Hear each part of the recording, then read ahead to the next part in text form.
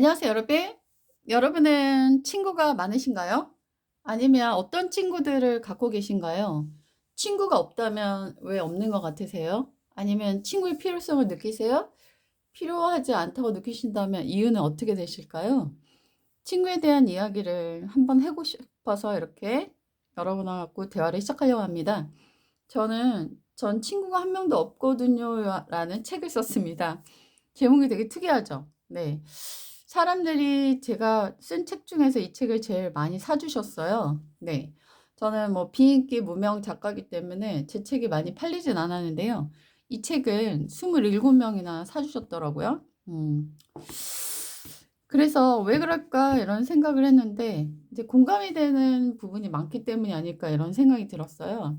그리고 제가 왜 이 책을 쓰게 됐냐면 맘카페에 전 친구가 한 명도 없거든요. "저도요, 저도요, 저도요." 그 게시글과 100 개가 넘는 댓글들을 읽으면서 '아 요즘은 정말 이게 트렌드구나. 친구가 없는 사람들이 정말 많구나. 왜 그런 걸까? 왜 나도 역시 친구가 없는 걸까?' 이런 생각을 하면서 이 책을 지었는데요. 되게 공감해 주시는 분들도 많았고 되게 "위로가 되었다. 힐링이 되었다." 이런 얘기를 들은 적도 여러 번 있습니다.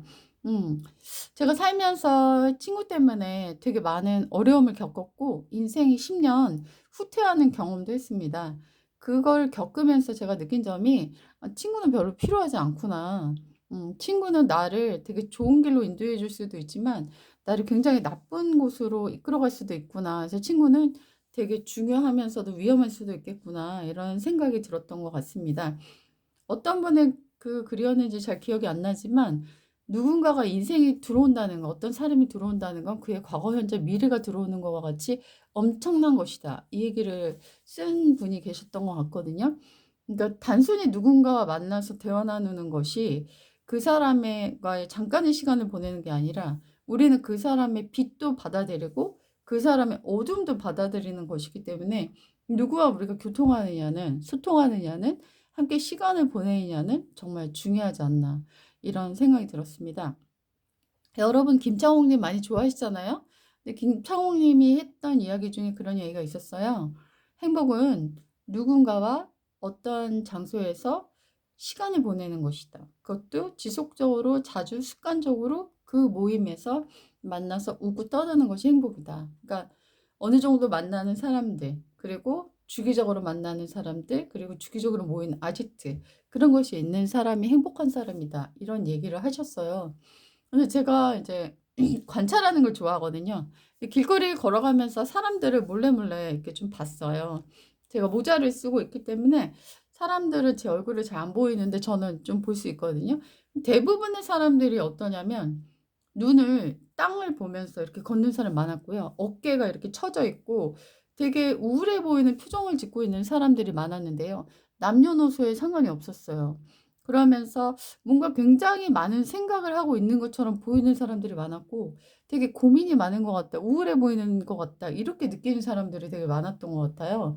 그런데 반면에 제가 관찰한 결과로는 2 명, 3 명, 4 명, 아까도 제가 걸어오면서 봤는데 6 명의 사람들이 막 웃으면서 깔깔깔깔거리면서 막 이렇게 걸어가고 있었는데 나이가 한 60 정도 되시는 분들이셨는데 머리가 막 희끗희끗하신 분인데 "야 너 그때 있잖아 걔가." 막 이러면서 친구들이신가 봐요. 근데 너무 행복해 보이더라고요. 네. 여러 명이 이렇게 친하게 지낼 때 되게 행복하구나.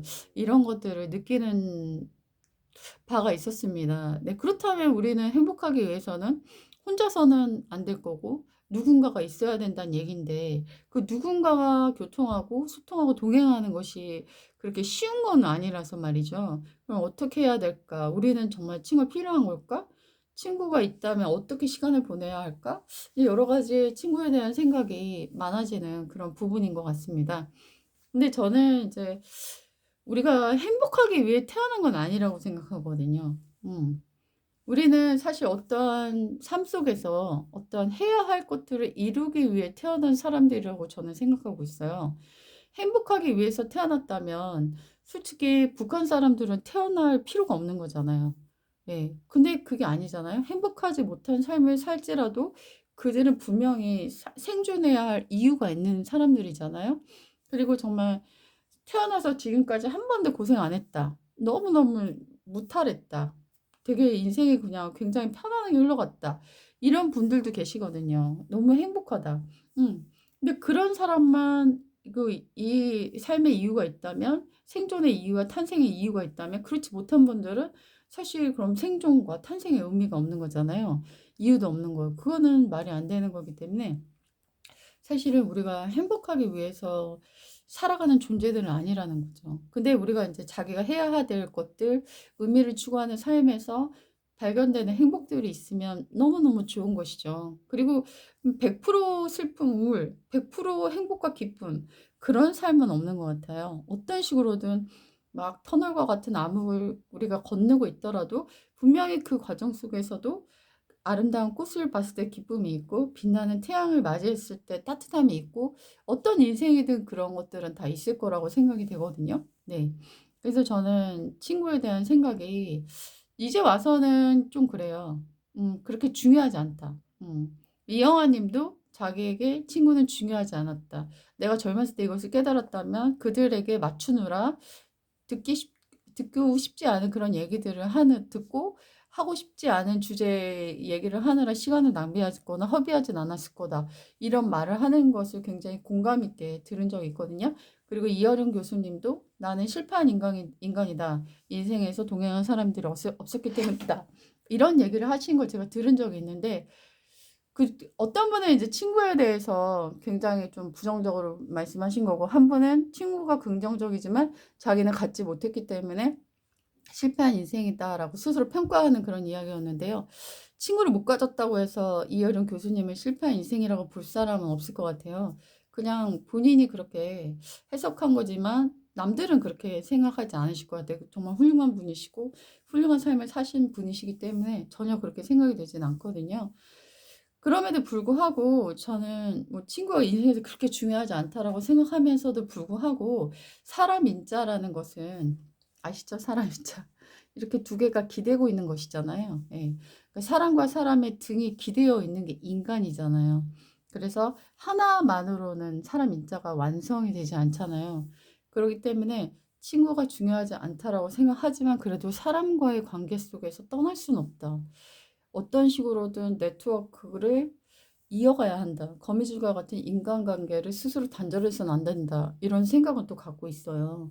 네, 어떻게 보면 되게 반대되고 되게 모순적인 생각일 수도 있지만 저는 그래서 친구를 가지려고 노력은 합니다. 네, 노력은 하지만 그들이 사랑을 줄 대상이지 믿고 의지하고 의존할 대상은 아니라는 그런 생각은 갖고 있습니다. 네, 오늘도 제가 친구를 만나기 위해서 어떤 공동체를 갔어요. 근데 제가 이제 좋아하는 사람이 있고 제가 별로 좋아하지 않는 사람이 있었어요.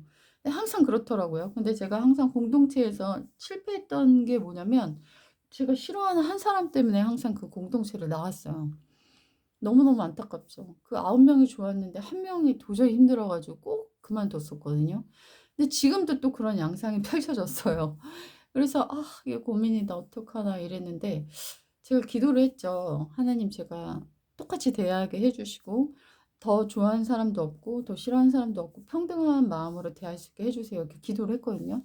왜냐하면 사랑은 Do not record of wrong이라고 그랬잖아요. 그래서 악한 것을 기억하지 않는다고 했기 때문에 제가 악한 것을, 그 사람이 저에게 했던 불편한 것들을 기억하지 않고 마치 처음 만난 사람처럼 대하려고 했는데 그게 그렇게 되지 않더라고요.